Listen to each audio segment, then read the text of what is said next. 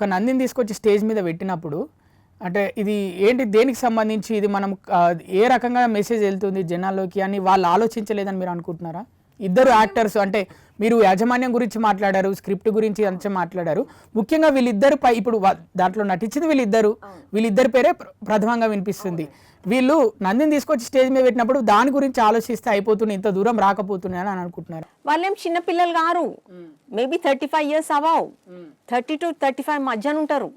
ఇప్పుడు ఆ ఫీల్డ్లో గ్లామర్ ఫీల్డ్లో కనుక బాగానే మెయింటైన్ చేస్తారు, ఆ మేకప్ వేసుకుంటారు, పెళ్ళిళ్ళు చేసుకోరు అంటే కొంచెం పోస్ట్పోన్ చేసుకుంటారు జస్ట్ ఫర్ గ్లామర్ ఫీల్డ్ కనుక.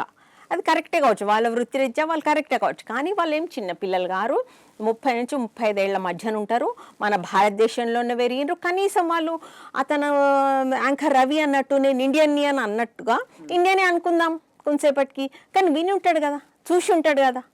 ఏది ఈ హిందువుల ఆరాధ్య దైవము, మనం వీళ్ళని హేళన చేయొద్దని ఇంగితం లేదా అండి అతనికి?